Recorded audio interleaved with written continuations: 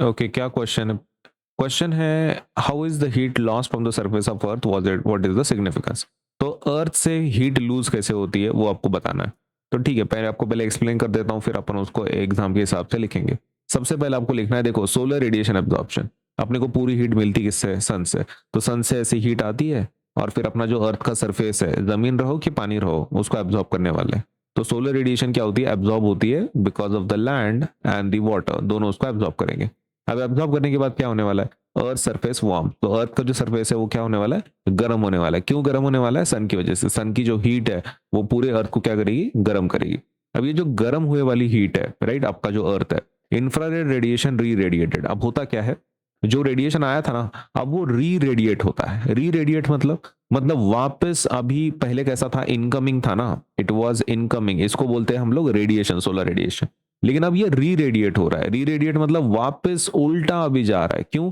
क्योंकि अपने अर्थ के आजू बाजू में कौन है? स्पेस है। स्पेस में पूरा ठंडा रहता है, तो वो अर्थ की हीट को क्या करता है? खींचता है। अर्थ की हीट को क्या करता है? खींचता है। तो अर्थ से हीट क्या हो रही है? वापस स्पेस में जा रही है। ठीक है, some radiation escapes into the surrounding space. ठीक है, नाउ अपनी जो अर्थ है ना, अपनी अर्थ के आजू बाजू में कौन है? एटमॉस्फेयर है।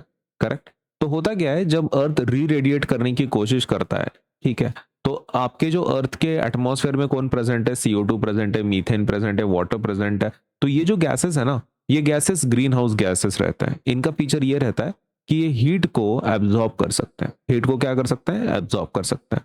तो ये हीट को ना पकड़ के रखते हैं, और अर्थ का टेम्परेचर गर्म रखते हैं। अर्थ की जो हीट है वो रिलीज नहीं होने देते। मतलब थोड़ी बहुत रिलीज हो जाती है एटमॉस्फेयर के बाहर, लेकिन मोस्ट ऑफ द हीट क्या होती है? अंदर के अंदर ही ट्रैप होती है। अंदर के अंदर ही ट्रैप होती है, अंदर के अंदर ही सपोज अर्थ के ऊपर ही रहती है, और अर्थ का क्या करती है? हीट बढ़ाती है। अब होता क्या है कि ये अच्छा बात है, ये जो ग्रीन हाउस गैसेस है ना, actually it is a good thing for earth, क्योंकि वो अर्थ का टेम्परेचर मेंटेन करती है। लेकिन अगर ज्यादा CO2, ज्यादा ये गैसेस अगर हो गई, इनकी संख्या अगर बढ़ गई ग्रीन हाउस गैसेस की, तो क्या होगा? ज्यादा गर्म होगा, ज्यादा आपका अर्थ गर्म होगा, क्योंकि अभी ज्यादा गैसेस बढ़ रही हैं ट्रैप करने के लिए हीट को। तो अगर ज्यादा ग्रीन हाउस गैसेस बढ़ गई तो क्या होगा? ग्लोबल वार्मिंग होगी। अगर उनकी संख्या बैलेंस्ड है तो बहुत अच्छी बात है, क्योंकि अर्थ को गर्म रख रही है, जो अपने के लिए, अपने ह्यूमंस के लिए, सभी एनिमल्स के लिए जरूरी है। एक पर्टिकुलर टेम्परेचर मेंटेन होना जरूरी है, राइट। लेकिन अगर ग्लोबल वार्मिंग हुआ, है ना, मतलब ग्रीन हाउस गैसेस की संख्या बढ़ी, तो क्या होगा? फिर ग्लोबल वार्मिंग होगा, मतलब पूरा अर्थ क्या होगा? गर्म होता रहेगा, जिसके दूसरे साइड इफेक्ट्स हैं। तो ये चीजों को आपको हाईलाइट करना है, राइट। ओके, तो अर्थ वार्म कैसे होती है? Because of the green house gases which are present in the atmosphere, जो अर्थ के हीट को बाहर ज्यादा जाने नहीं देते, है ना। Gases prevent all heat from escaping, keeping earth warm. अब यही चीज को अपन क्या करेंगे यहाँ पे, शॉर्ट में लिखने की बात करेंगे, डिटेल में फिर शॉर्ट में लिखेंगे। तो how is the heat lost from the surface of the earth? पहला, the earth surface absorb solar radiation. Solar radiation absorb करता है, ये तो आपको पहले ही बोला था मैंने। अब उससे क्या होता है कि जमीन और पानी गर्म होते हैं, वार्म होता है।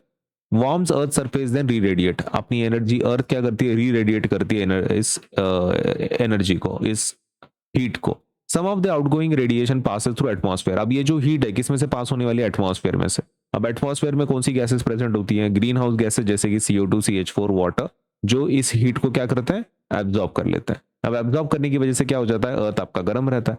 तो ये अच्छी बात है ना। सिग्निफिकेंस क्या है इस चीज का? ये ग्रीन हाउस गैसेस जो एब्जॉर्ब कर रही हैं वो अच्छा है, क्योंकि फिर उससे अर्थ क्या रहता है? गर्म रहता है, वार्म रहता है, और अपने यहाँ पे जो लाइफ है, प्लांट्स, एनिमल्स, उनके लिए अच्छा है। लेकिन अगर ये ज्यादा हो गया, अगर एक्सेस ग्रीन हाउस गैस हो गई, तो उससे क्या होगा? ग्लोबल वार्मिंग हो सकता है, और दूसरे नुकसान हो सकते हैं। तो ये हमारा डिटेल वाला आंसर। अगर ये थोड़ा आपको बहुत बड़ा लग रहा है तो एक काम करो, इसी आंसर को शॉर्ट करके सपोज यहाँ पे लिखा गया है, तो वो चीज आप एग्जाम के लिए लिख सकते हैं।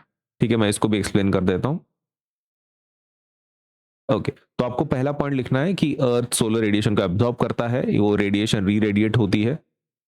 जो री रेडिएट हो रही है उसको ग्रीन हाउस गैसेस उसको क्या करते हैं? एब्जॉर्ब कर लेते हैं, और इस्केप नहीं होने देते। And this process is significant because it help to maintain.